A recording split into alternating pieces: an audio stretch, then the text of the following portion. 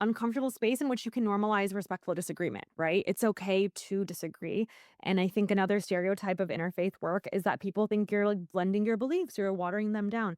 Far from it, right? I am more Muslim because I do interfaith and intercultural work. I can articulate my beliefs even more strongly because I'm in those conversations. This is a podcast called Walk, Talk, Listen. An attempt to connect people and make this world a bit better by sharing opinions and experiences based on the belief that everyone's perspective is true, albeit partial. My name is Maurice Bloem, and I would like to welcome you to yet another episode of Walk, Talk, Listen.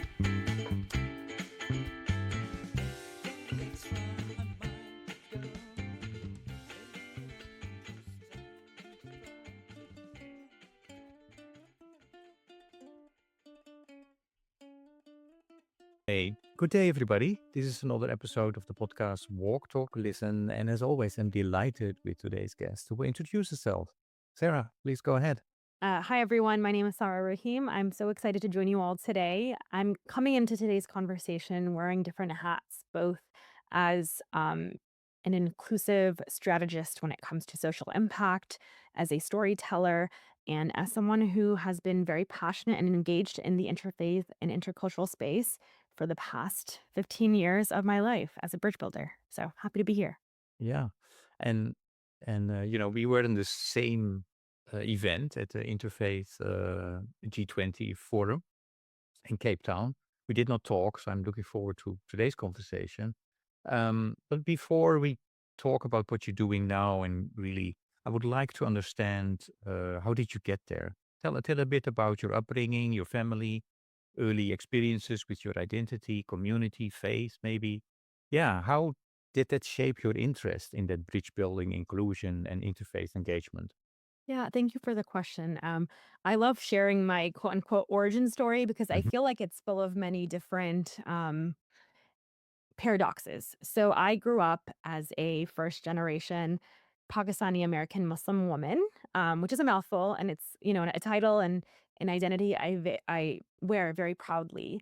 But my story starts a bit earlier. So my father came to the United States from Pakistan and was looking to apply to different doctoral programs.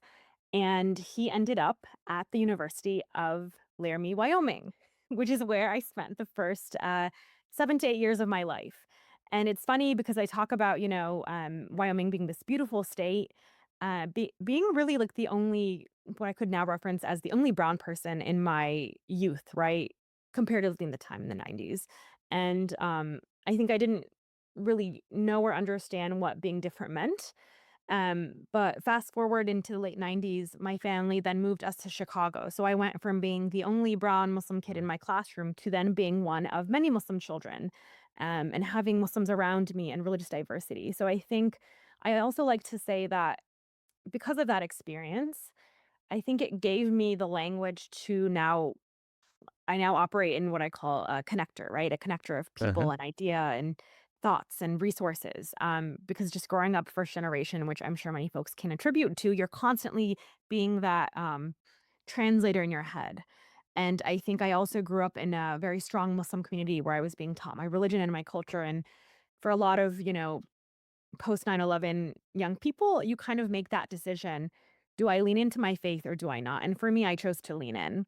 So I think my Muslim identity has very much shaped the way that I show up and think about diversity. And I just found myself continuing to, I think, venture into spaces where we were talking about things that might be taboo, right? So in high school, I was giving Islam 101 talks in our sociology classes. And I think just making small micro steps to be a bridge builder in a way, to break down stereotypes, to raise awareness. And, my sister was the first hijabi homecoming queen in Chicago. And I think for me, a very strong positive role model of what it meant to be a strong Muslim woman. So I like to joke that for me, my religion was almost a form of activism and allowed me to, I think, really think about how I view social justice and choosing to study public health in college, right? And um, at a high level, reducing barriers for communities. So I think that thread of inclusion has been weaved into much of my story. And I'm happy to talk a bit more about, I think, my interfaith work, which I I found the worlds of interfaith and intercultural engagement in college, and that has then since shaped my Mm. personal and professional journey. But I'd say like religion and culture and identity has been such a strong part of the way that I engage with the world and how I see my own space in this broader conversation.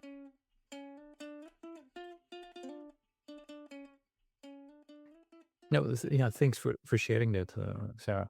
And what I would like to, because when you said, I decided to lean in, to your faith, and so was that a result of really imagining yourself working in this intersection, or was it more the direction that emerged gradually through different experiences? Yeah, it's a great question. Funny enough, I have never exclusively worked for an interfaith organization. Mm. But what I like to say is that inclusion or bridge building is a tool in my toolbox. It's a way in which I step into these spaces. So I've spent the past 15 years or so kind of navigating through social impact. I studied public health in college. I've worked in international development, public policy. Now I'm doing some business consulting. But I think the ability to, like, connect with others, to find commonality, right? Finding those shared values, mobilizing folks to act in action, which really is really the heart of interfaith engagement. For me, that's a skill and a mindset that I've been able to bring into different spaces throughout. And, I think in terms of, like, how I leaned in, I just always saw it as an opportunity, right? I think back to my experience, again, being the only Muslim kid at a public school in Wyoming and not having the courage at lunchtime when they were serving, let's say, pork, and not feeling strong enough to say, "Hey, can I have the alternative?" And now I think accessibility and inclusion is so much more open and public. But I remember wishing I had a friend or someone to say, "Hey, maybe they have a dietary restriction, right? Or maybe this person belongs to a different faith or cultural background and we can ask a few more questions about them." So I think because I've been in those situations where perhaps I didn't receive that support, I on the other hand wanted to create more inclusive spaces where all identities are welcome and folks can step into who they are and making sure that, we're really building healthy communities. Yeah, no, and sorry for trying to go a little bit deeper because I'm really intrigued, in what you're doing and what motivates you. And I would like to understand. So you've worked across health equity, workforce development, interfaith engagement, and now workplace inclusion, right? If I understood correctly. So what really drives you in all of that? What is the deeper motivation? The thing that I would call, because this is a spin-off of my 100-mile walk, to go the extra mile, to walk that extra mile. What is the deeper motivation? It's a good question. I mean, I think big picture, it's just creating a more inclusive world where all people are welcome and can bring their best self, their whole self. And um, I don't know, I think it's moving people who might be on the margins of society or conversation or spaces into the mix, right? Not feeling like the minority, not feeling like they have to leave parts of themselves out of the conversation. Um, But I think equity, that word is such a big part of my DNA, and I know, like, that word is not allowed anymore, especially in the context of the United States in which equity has changed and shifted, but that's really the core of my DNA, right? Bridge building, inclusion, um, yeah, bringing diverse folks together, ultimately leading to healthier, more inclusive spaces. I think that's such a core part of who I am and how I think and how I operate and, um, really what drives me in my decision making. What I hope that this podcast is contributing to is connecting people, and especially in this world where there's so much polarization. And I hope that by connecting, maybe that's the start of dialogue. So one of the ways, I mean, we are connected. I'm connecting you with the listeners, um, but I'm trying to connect my guests as well. So I have a question of the previous guest for you, which I think is a good, segue from what we just discussed. And the previous guest is asking you, what are you doing to help? That's a It's a powerful question, and it's a good one. Um, it's also like a very large question, right? And immediately my mind is just like zipping through the many things that I can or could do personally and professionally to answer that. But if I had to translate that question in my head, right? What are you doing to help? I think that's another way of saying that is like, what is your role in this broader ecosystem or this ecosystem of change that we're hoping to make? And I think, for me, the words that come to mind are compassion, friendship, listening, I think connecting and elevating. And for me, the word elevate is so, so important because I remember like 18, 19-year-old Sarah who was studying public health and, you just want to change the world. And I'm like, how do I do that? And I remember hearing, well, we're going to give a voice to the voiceless. And I then very much learned how problematic that statement is, right? What does it mean to like empower people? People already are empowered, right? All communities, folks, have power. People have agency. You're not giving someone their voice. What you can do is reduce barriers to them so that they can act in their empowerment, right? So that they can operate with their agency. So I love the word elevate because I think for me, elevate is acknowledging someone's dignity. It's acknowledging someone's agency and their space, whether you are trying to access healthcare or get a job or advocate for your Muslim community, right? So I think for me, the word elevate means that I can be a partner in this space. I can be an advocate. I can support others and acting in their own agency, which they were born with. So I think intentionality is super, super important. So for me, whether I'm actively working to reduce barriers to healthcare or create more healthy workplaces, all of that just goes down to like being supportive and enabling someone to act in their own agency and dignity. Beautiful. Um, yeah, your question for the next guest. What was the last thing that you changed your mind about? Okay.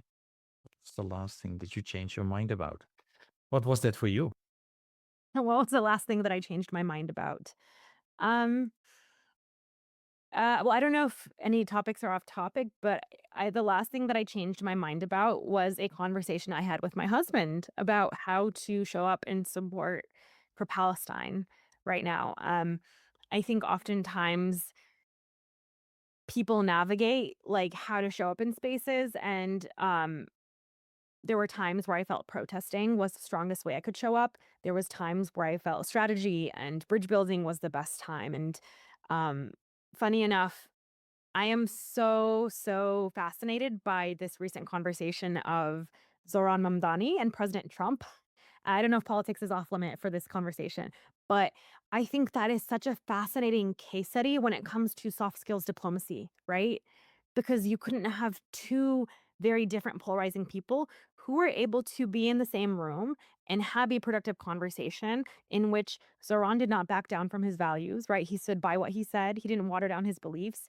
Yet, he was able to, like, find common ground with someone who believes differently than him, who perhaps has historically said very polarizing things, and they left that conversation being able to bridge that gap, right? And now he has an ally next to him and an advocate who will probably support his work even more. So, sometimes, being abrasive or challenging the status quo, like, there's different ways to get to your end goal, and I think for me, what's so um, exciting about the interfaith and intercultural space is like finding that common ground, right? Mm. There are 100 things I could agree and disagree with you on, but if we can find those three or four things that we agree on, we can change the world, right? Mm.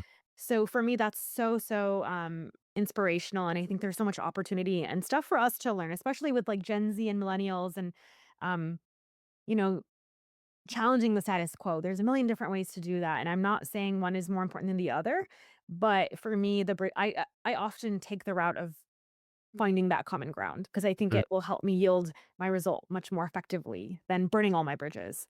So, You know, no, it's very interesting that uh, you know, are mentioning this because one of, if people read, I think there are 3 or 4 sentences explaining what this podcast is trying to do. And one of the sentences is about, being acknowledging that everyone's perspective is true, albeit partial. So if you try to go into any conversations with any person, then you should be able to find exactly what you were saying, a common ground, a topic or something that you can start to talk with each other about. So I definitely resonate with what you were saying. And the other thing is also, you know, I'm, I'm, invite all kind of guests, and that's not with some people I agree with, others not. But trying to listen and trying to also create for the listeners, that opportunity to say, hey, actually now maybe 80% of the what the person said I don't agree with, but this is interesting. So then you get that connection. I think that's really powerful, and we should do that more. Um, and listening is definitely undervalued, and we should be do more listening, um, clearly, and also looking for, what is it that where I could maybe connect with that person. So yeah, no, I totally resonate with it. So how did that um, end up? The discussion that you had with your husband then. I think it was a productive conversation.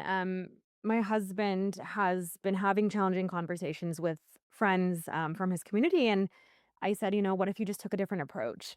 Um, I think it's also important, and perhaps what has, interfaith and intercultural work really builds and strengthens different muscles. And I think one Mm, muscle that I'm very comfortable flexing is just leaning into this uncomfortable space in which you can normalize respectful disagreement, right? It's okay to disagree. And I think another stereotype of interfaith work is that people think you're like blending your beliefs, you're watering them down. Far from it, right? I am more Muslim because I do interfaith and intercultural work. I can articulate my beliefs even more strongly because I'm in those conversations. I think asking yourself, like, what is the objective of this conversation I'm about to have? Are we just building shared appreciation for an issue? Are we debating a heavily contested topic? And if that's the case, it's important to like have parameters, right? And agree to disagree. I think it's okay, yeah, to lean into spaces in which you disagree on things. And where you can find shared common ground, like, that's great. That's where you should take action. And, I think back to when I began interfaith work and it was so new and novel for me, like in 2010 and 11, I was in St. Louis at a Catholic Jesuit university. Um, and we were passionate about food justice, right? And eradicating poverty. So, what would it look like to build food gardens, community gardens with people of different religious backgrounds? That's an area we agreed on, right? We didn't have to get into the nitty gritty of which God is right or is there a God or any of that. Those debates are awesome too.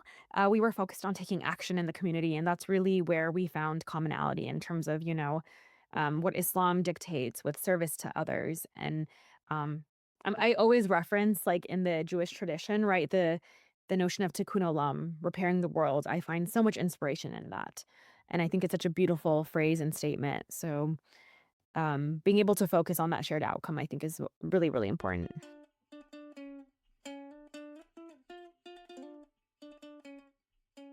Let us. I would like to piggyback, and I know you said, um, you might not be the expert, but that's not the issue around this. But making the world better, I think as a world we came together and we developed the Sustainable Development Goals. It's not perfect, but what I like about it is that there was at least an attempt where you brought people together, and in that sense, it did a better job than the Millennium Development Goals that were, really developed in a room, and that was not the case with the SDGs. Um, so yeah, my question is, and actually you told me you have heard about the Sustainable Development Goals, but what would you like the listeners to know about them? So what I can say about the Sustainable Development Goals, um, it's interesting because in 2014, I was selected to serve as a United Nations Youth Representative for Parliament of the World's Religions, which Mm, is one of the world's like oldest interfaith organizations, and really, I think, solidified a lot of the movement. And at the time, I think SDGs were like super innovative because, to your point, they were a framework to address some of the world's most pressing challenges, right? Whether it's poverty or climate change or just peace and justice, and these very discrete targeted goals to reach by 2030. And while they're ambitious, I think it was like the beginning of a roadmap, right? And the other point there was it was a space to really encourage collaboration, right, between governments and business and schools. So I think that was really fascinating. And what's also been really exciting is that ACWAY, a common word among the youth, the global interfaith organization that I've helped, I'd say, support, has also issued the Interfaith Development Goals, which you may have heard about from previous listeners. And the IDGs are meant to supplement the gaps in the SDGs, right? Thinking about what is the role of faith communities and interfaith actors to really take action on this global agenda when it comes to reducing barriers and promoting equity. And I think it's a starting point. In terms of implementation and execution, that's where all the opportunity lies. And I think for organizations around the world that are thinking about how they can take an action or change, it's really getting specific on what is the work that I'm doing. And what I like to challenge interfaith organizations with is dialogue is awesome, but how do we attach the action to it, right? And that I think is what makes ACWAY so powerful as a global youth organization is that we like to translate that into actionable results. And we encourage all of our fellows to design and deliver community projects on the most grassroots level, whether it's in your hometown in Kampala or within the school systems in Chicago, where I'm at, and really encouraging folks to think locally, right? And localization is such a strong tool, I think, as well to achieve the SDGs. So lots of opportunity. Great. And um, that's really insightful. And you're right. In previous episodes, we did talk about, and this is a little bit confusing for some of the listeners. We have two IDGs. One is called, and I've been talking a lot about that, the inner development goals. And I have a question to you about that. And then ACWAY, the organization that you are also part of, has developed the interface development goals. Um, I would like to go to the inner development goals with you, which has been developed not that long ago, a couple of years ago, and that came out of the realization, and there might be overlaps with the interfaith development goals as well. But this group of people, they said, which came more maybe from the secular world. Um, I think so. The reason that we are not, because we have a problem in reaching those sustainable development goals. We are only at 15 to 70% at present. And, in 2030, 5 years time, 6 years, 4 years time, we need to get there.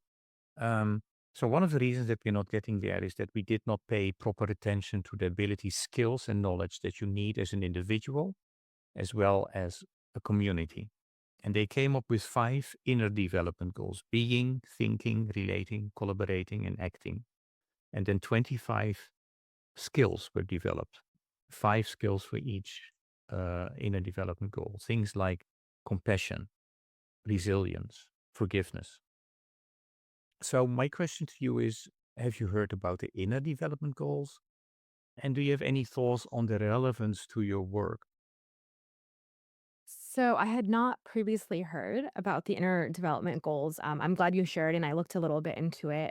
And what's exciting here is I think there's a lot of overlap and opportunity to build on each other. So you mentioned self, kind of thinking, cognitive skills, and then caring for others in the world, collaborating, and acting and driving change. So I have my own interfaith kind of hierarchy, which I can speak to, and then kind of connect it to the interfaith development goals. So I think for anyone who's looking to do some of that self work, you need to know yourself before you can engage with others, right? So there's like a three-part framework that I learned early on in my interfaith journey, which I will attribute to Interfaith America, previously known as Interfaith Youth Corps. And the three words are voice, engage, and act, which I think is really powerful and encompasses much of what you've said as it relates to the inner development goals. So, voice.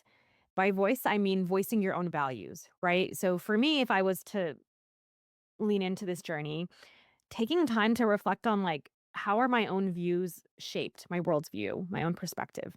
And as I mentioned earlier on in this conversation, much of that is my Muslim identity, right? Um, I'm such a strong advocate for social justice and reducing barriers and equity. And much of that even relates to, like, the origin story of Islam at the time in which they brought peace and justice in a space in which there was much less of that. So voicing your values is really the first step, is knowing who am I and what is my perspective and what do I hope to bring. Then the second step is engage, right? Engage with others around you, really building those relationships. And I think that's where you're able to enter a space in which you can connect with someone of a different faith or non-faith and have that conversation, right? And then act is really the third step, which is that's when you go out into the world and take change because you've built that relationship, you've built trust, you've built commonality, and then you can tackle something like hunger, homelessness, right? Environmentalism, any of that. So I think much of these frameworks are in alignment with that, starting with the self and then others around you, and then taking change.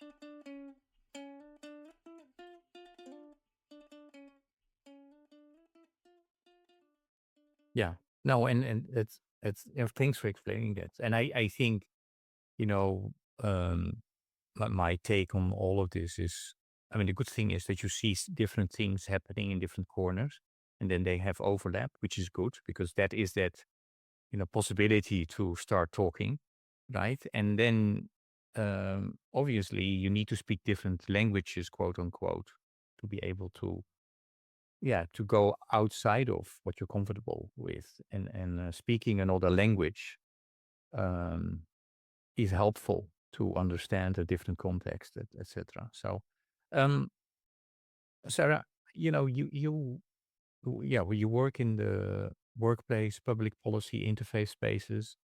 Um, you're really active with all kinds of things. But what are what are some of the things that are going on in the world that really worry you? I mean, we've heard Gaza. What? Yeah, tell a bit about that. Yeah. Um, so I think one theme I can speak to, I think Uh-huh. connects to a lot of issues, which is just this intergenerational divide, right? So let's start with the workplace. We talk about how there are older workers and there's such different cultural shifts when you think about younger workers entering the workplace. But then you add in artificial intelligence and AI, right? And the skills gap. So I think that's just like one thing to call out with like the future world, whether it's work or non work, is just this intergenerational divide and how the incoming workforce and just like young people in the world in general are coming in with different expectations and different experiences, right? Um, think about folks who had to finish high school or college during COVID virtually, right? And missing out on some of those hard skills that they were able to develop. I remember in my early 20s, I had to go into the office 5 days a week, 9 to 5, and put in that time and effort and engage with different ages and backgrounds. And I learned some of those skills, right? Just like in the world, interacting with others around me. I think that's a missed opportunity for certain people who like have only engaged with their coworkers virtually, right? Or have never had to like put in that commute and go into the office and build some of that. I think the other thing is that a lot of young people are kind of coming in a positive way, very empowered, right? And requiring accommodation and entering the workplace, expecting their job to answer all of their questions, right? Hey, like, I can only work these hours. I can't come into work these days because I've got all of these conflicts. And in the past, like my parents' job, their bosses probably just would have been like, that's not my problem. But now I think younger workers are expecting their workplaces to answer those questions, right? Like, hey, my dog is sick or my car broke down. Um, I can't get to work, right? And what we're saying is for workplaces is that you do have a responsibility for your workers to at least eliminate some of those barriers. So I think I'm just acknowledging that there is like an intergenerational kind of gap and shift here. And I think the other thing is this idea of what does it mean to bring your best self to work and your whole self to work, right? So in college campuses, I think in academic settings, young people are challenged to explore their full self, right? The good, the bad, the ugly, to think innovatively. Um, but in the workplace, there's some parts that are appropriate to bring and some parts that aren't, right? I'm coming to work to do a job, to share parts of myself, but I'm not there to evangelize, right? Or to proselytize. So I think there's been a shift in the way that people think about the workplace, how young people are coming into work demanding that. But I think even more globally, when we think about different social issues, um, I think this is where it's a good thing that the younger generation is disruptive.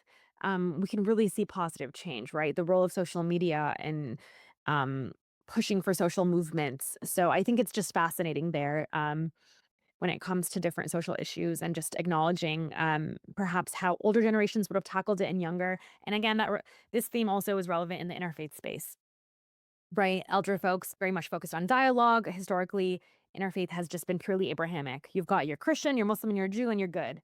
And now I think younger people are pushing for more of a intersectional approach to interfaith work, right? Whether that's gender diversity, including religion, race, culture, and also attaching action to that dialogue. So, um, yeah, interesting trends, Mm. whether it's in work, outside of work, in the social sector, all of that.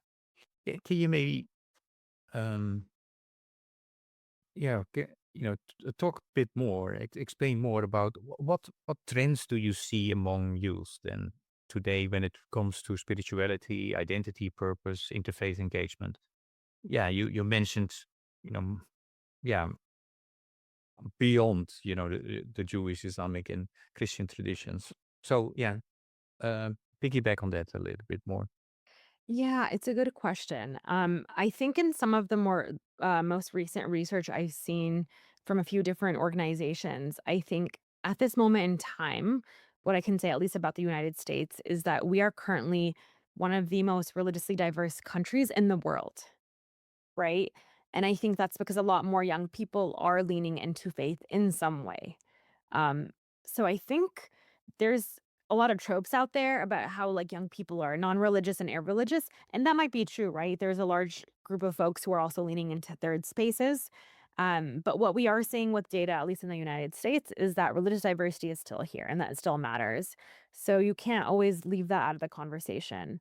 Um, and I think what I'm just at least globally seeing in terms of my work with ACWAY is that while young people are increasingly dissatisfied or have lost faith in certain institutions, they're also willing to like roll up their sleeves and put in the work, right? To challenge the status quo. So I think that's super important as well is it's fine and well to advocate for change, but we as young people also need to be part of that, right? I think I just saw something on Instagram today that over 70,000 people applied to work in city government in New York City, perhaps after Zohran Mamdani was elected into office, which you may be able to advocate for, which is exciting for me, right? Because I think for so long people have become so disassociated with like local government. But for me, that's exciting to see that people are willing to take a chance again and apply for jobs in government, at least like local city government, and be part of that new change and new wave.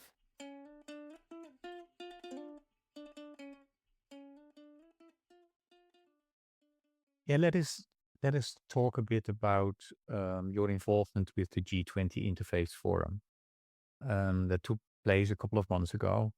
You were representing ACWAY, I think, there. Yeah, what happened there according to you, and what were you planning to do, and did you succeed? Great Um, question. Yeah. So I for a bit of context, I joined ACWAY, a common word among the youth, in the summer of 2017.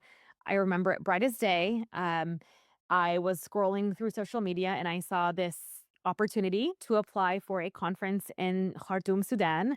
I'm a avid traveler. I've been to like over 50 countries. And at the time, it was my summer before grad school. I had just moved back to Chicago. I was about to start my master's at University of Chicago. And I was like, I want to go here. So I applied.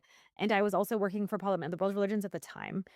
And I think what was exciting for me is I had been heavily involved in the interfaith space in the North America for a couple years, and I think I was ready to connect with more young people globally who were also taking change in their community. And then I attended my first conference, and then the rest is history. And I helped, I'd say, redesign and launch various initiatives within the organization.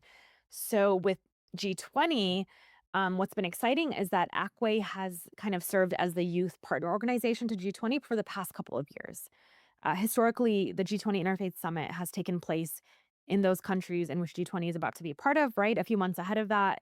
And what they do is, as you know, convene folks across, I'd say, academia, policy, government, business, but really focused on the role of religious communities, right, in the interfaith sector as it relates to the G20 agenda.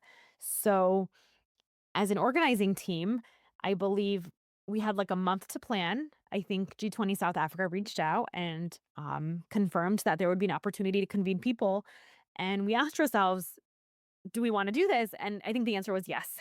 So it's kind of a fascinating case study on its own when you think about the art of possible and collaboration. But I remember being on planning calls with my organizing team in Japan, in Germany, United States, South Africa, France, and some other countries, and we made it happen, and it was beautiful, right? And I think in South Africa, we were able to convene a cohort of really strong, I think, sharp and passionate people across the African continent, but also some of our international cohort as well.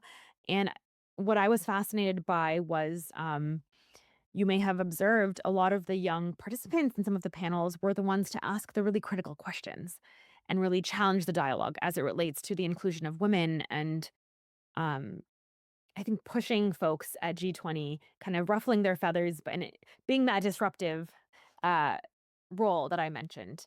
But I was very excited and very pleased. So um, it's been a few months since convening, but what I can say is there is like increased momentum and um, I think real opportunity here. So I'm excited to kind of engage this cohort in which we've added more people, and I'm really thinking about this next phase of ACWAY and what does it mean to engage this really strong and growing network of folks across the world. The G20 um, that was just finished, I think, or almost finished. They came up with a declaration, and a lot of analysts pieces about that. They say, well, this is a rare win for multilateralism and signaling a continuous shift of global leadership gravity towards the global south. How do you see the interfaith and inclusion related priorities you've worked on reflected in those outcomes? If at all true what I just said in terms of, Yeah, what I can say is that the ACWAY organizing team was very intentional in the selection of the young people we chose hmm for that opportunity. And I believe over half of the cohort we selected, I think 60 to 70%, were local African voices, either from South Africa or around the African continent. So, um, in that way, I think it was very important to elevate local voices and local actors. And I think from what I saw represented across panels and conferences, at least the young folks we selected to be the voices on certain conversations absolutely were amongst those who have historically not been represented, whether it's women or young people or from the global south, quote unquote.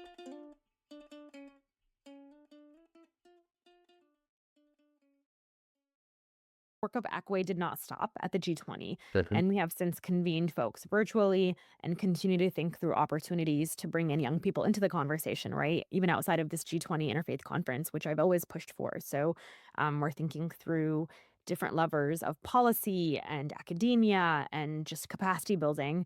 And that's my own personal passion project, really thinking through the next year of perhaps creating a virtual fellowship, but really connecting with young people who are on the grounds, running their own organizations, right, in positions of power, pushing for change, and thinking through how can we connect them to this global network and continue to strengthen their capacity, whether it's skill sharing or just resource sharing, and making sure that they can do what they're doing.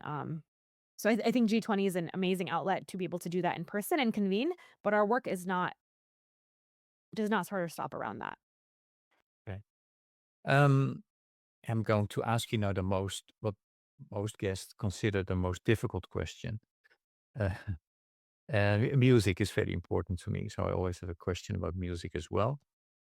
If I if you had to choose a song or a piece of music that represents for a big part, what you are about, who you are, Sarah, um, which song or piece of music would it be and why?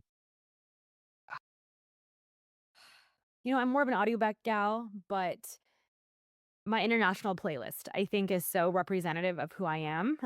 There's a variety of songs that I've collected on that playlist from friends from other countries. There's some acoustic Bollywood, there's some Latin music, there's some French music.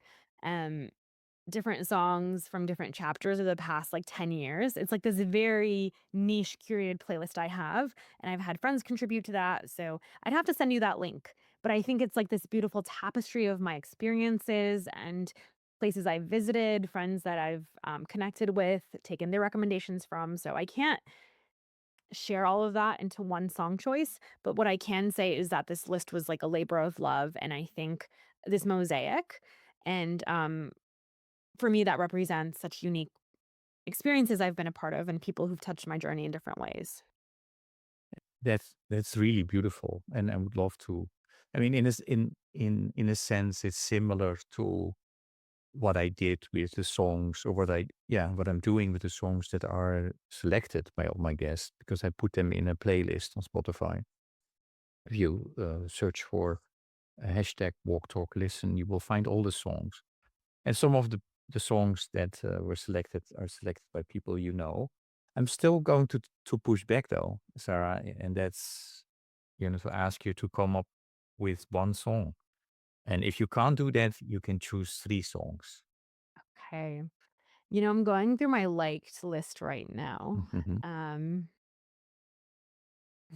am I allowed to answer this question offline? No, the listeners really would like to hear from you why you would pick a certain song.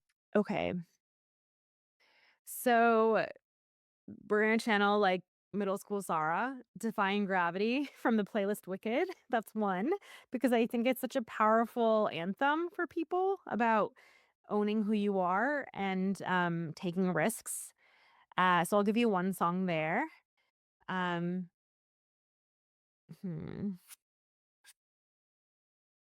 I'm going to give you one for now, and the other two we'll have to see on the playlist. Okay, sounds good.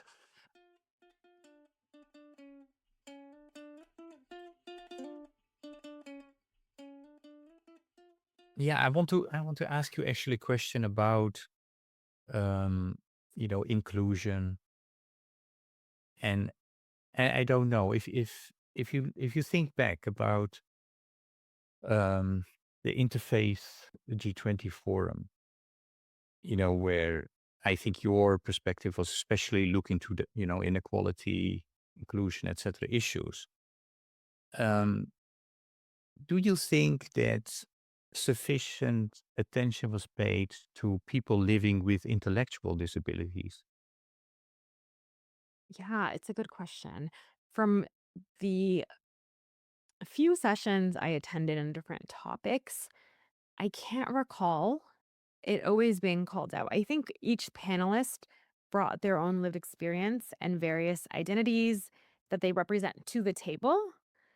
So if a specific panelist advocated for it, it could have been because they work in that, in an inclusion-based organization. Mhm. Um, but I would say I think there's opportunity to continue to push for um room when it comes to folks with intellectual disabilities. And I'll also say this, when we talk about like inclusion generally, I think people think of accommodation as a bad thing, right? Because it's like Mhm. asking make an exception for me. But I like to rephrase that and really push folks to think about success enablement, right? Because success enablement for me goes back to that like conversation of agency and dignity and power, right? Everyone is inherently born with their agency and voice. So requesting accommodation or reducing barriers, that's not like a favor you're doing someone, right? Everyone is entitled to be set up for success in life.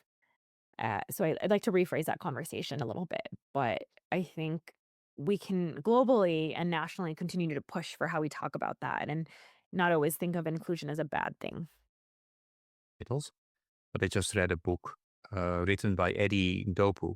I don't know if you've read that, Sipping Dom Perignon, Mm. um, through through a straw. And if and this is he's a brilliant person that um, in a wheelchair, that gets a scholarship and then is invited to come to Oxford. But then it turns out that, exactly as you said, there are certain things that should have come with that particular scholarship, because he needs an aid, somebody that helps him. And, he gets into all kinds of enormous debt as a result of that. So, um, anyway, I often feel that when we talk about inclusion, you know, the disability aspect, either physically or intellectually, they are often forgotten. I still have feeling in comparison with others. So, Absolutely. And mm, I think even the way we talk about disability versus differently abled, I have friends who perhaps use different language. I think there's real intention there. And I think for me, I'm coming from a place of humility of saying, like, I don't always know the answer. But what I think is powerful is the question, right? Coming in as an ally and an advocate and asking the question about that. And I think for me, yeah, the rephrasing of something as success enablement versus just accommodation, I think is all the more powerful. Like it's hard to debate that, right? Everyone deserves to be set up for success. And that's also to your point of how you connect equality to equity, um, leveling the playing fields, making sure folks have what they need. yeah. No, and in terms of, I'm fully aware that in certain contexts, people prefer to mention the word disability and others, different abilities. So there are a lot of discussions there also, right? I mean, like in any topic, I think what's important is that it becomes really a conversation of continuous learning and to understand people where they come from, why they feel more comfortable saying A or B, and go from there instead of you know going to different corners and not talk with each other, right? So, Absolutely. um, I always have a question.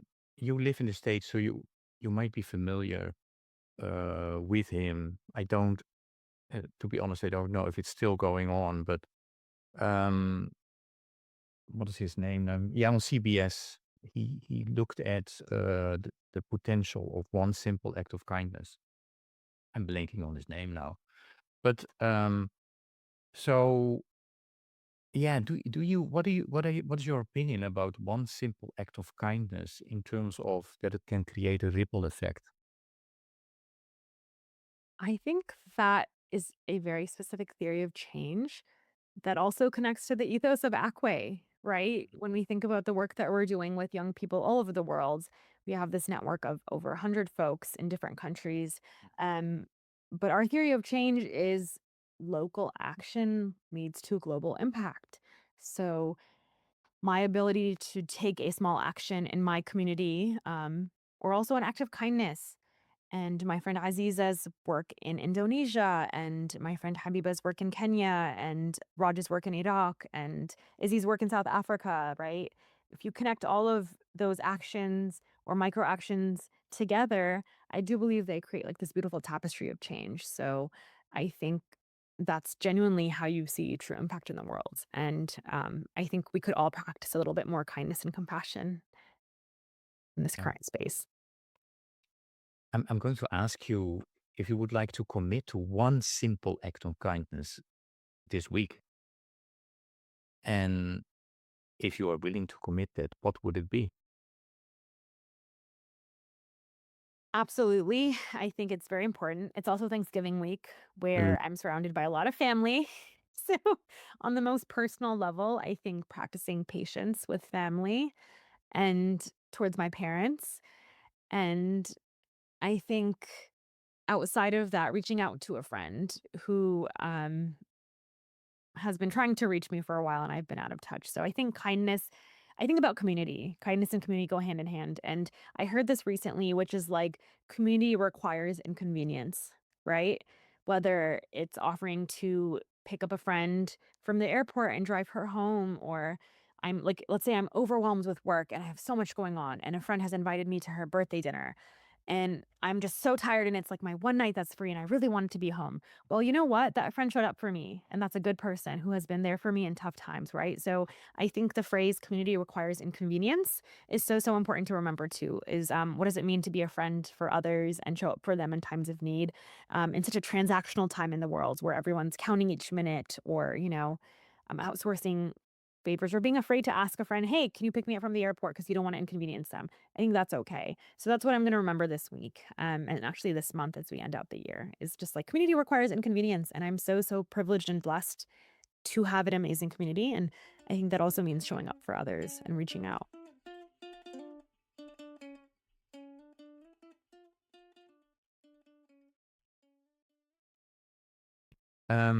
Sarah, I mean, these conversations always go fast. But before I thank you for your willingness to talk with me today, um, is there any question that I did not ask you so far, but I should have asked you? Let me rephrase that. Is there anything that you would want me to go deeper on? I think sometimes I like kind of give a very polished answer. Oh, I no, I think we had layers, so where we got deeper. I mean, maybe because we talked about this in the beginning, maybe think about do you feel that you have said everything about Akwe that you wanted to share with the listeners? So, I shared a bit about my upbringing as a Muslim American in Wyoming and then moving to Chicago and that stark contrast. But I think some of the most formative years of my life were in college, right? So I ended up at St. Louis University in the state of Missouri on a Catholic Jesuit campus. As a hijabi Muslim American. And without knowing much about the Jesuits, who I quickly came to love, I found social justice such an important value, like weaved into the curriculum and the experience. And I also, I think, attribute much of my work now as this bridge builder that I call myself because of my undergrad experience, right? So we were actively leaning into these conversations of equity and reducing barriers. And I remember being a freshman on campus not wanting to just get sucked into the Muslim Student Association, the MSA, but wanting to do more. And that same year, our incoming read was Acts of Faith, which is a novel by Ibu Patel, who's the founder of Interfaith Youth Core, now Interfaith America. And I remember reading that book and learning about this Muslim American who also grew up in the suburbs of Chicago, launched his own organization. And I think what that book and what that experience gave me was a language to kind of fill the gap in terms of what it meant for me. I feel like for me, just staying within the Muslim community was almost an act of complacency. And I was actively curious and thirsty to like experience more and connect more. And it was in college in which I formed some of my best friendships with my friends who were Baha'i and Christian and Sikh and Hindu and various traditions. And I think so much of that shaped my work, right? And then fast forward since then, I connect with global organizations doing interfaith engagement. But when I reference, interfaith work or bridge building such a part of my DNA, it's how I show up in the world. It's almost my like lens or my toolkit of inclusion. So I went on to work in public health, refugee resettlement, public policy. I found my way in this space as someone navigating their 20s.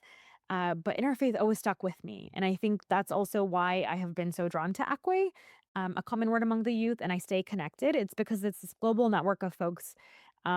And honestly, some of my closest friends. These were people who like showed up at my wedding and who I've traveled with and who I've shown up for in their moments of need when it comes to community. So I think the power of connection is so, so important and I think makes our work easier. So what I can say is that it's so important to find your network, find your people and lean into that. And there's so much more opportunity.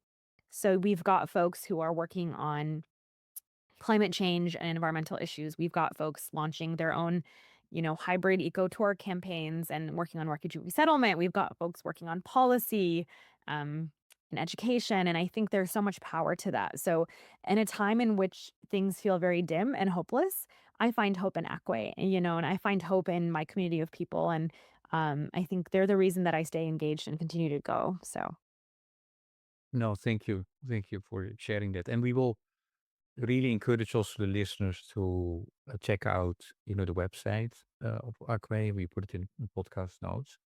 Um, but what I'm always curious about, if I hear my guests talk, and you are so passionate about everything you do, do you have brothers and sisters?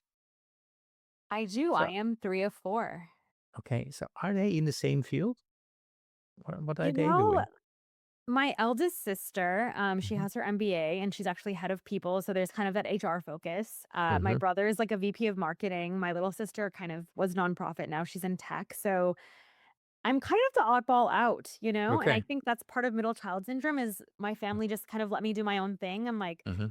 I remember being 18 and I told my dad, hey, like I found this scholarship to go to Egypt. And he was like, great. And took me to my interview. So, uh, I've True. had their support, but I've weaved my own unique path. Yeah. But I would say they've always been so supportive, and yeah, Yeah. definitely been shaped by them. Sarah, thank you for sharing your story, for for being who you are, and thank you for everything you do, and all the best.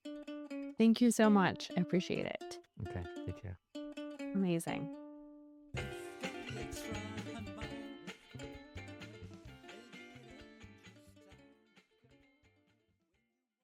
Thank you for listening to Walk, Talk, Listen. Please check us out on 100mile.org or follow us on Facebook or Instagram.